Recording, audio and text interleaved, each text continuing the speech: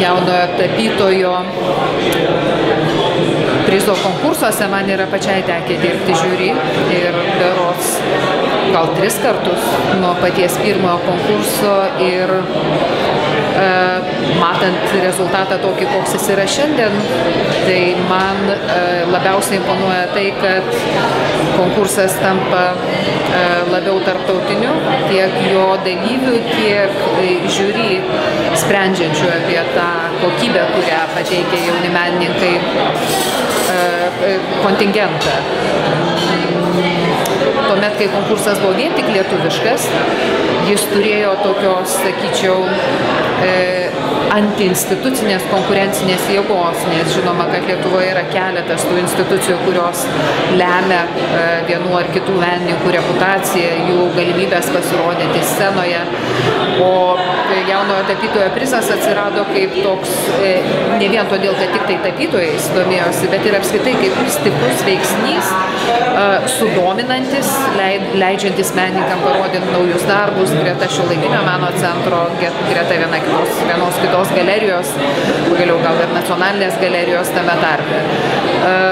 Tai tą aš iš tikrųjų labai vertinu.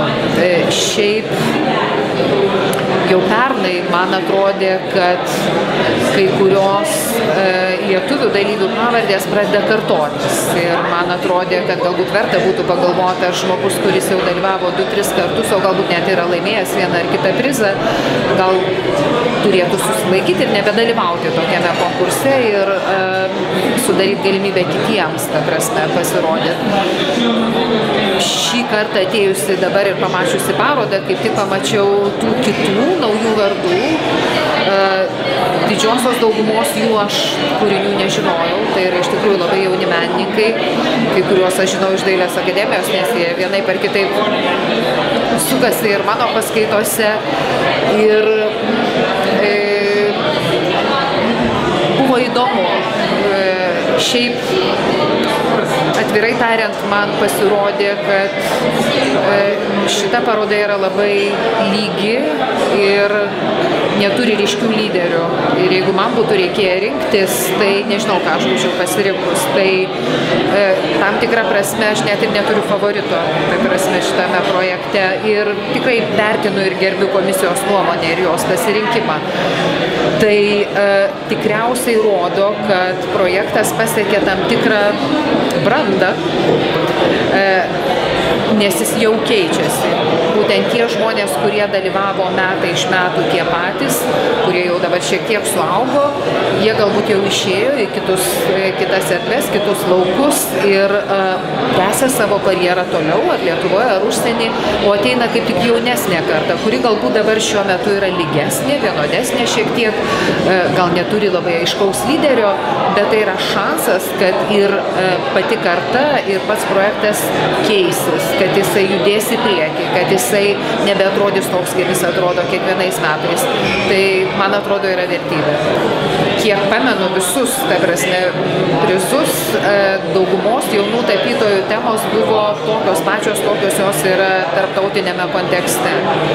Tai yra tapyba tokiame išplėstame lauke.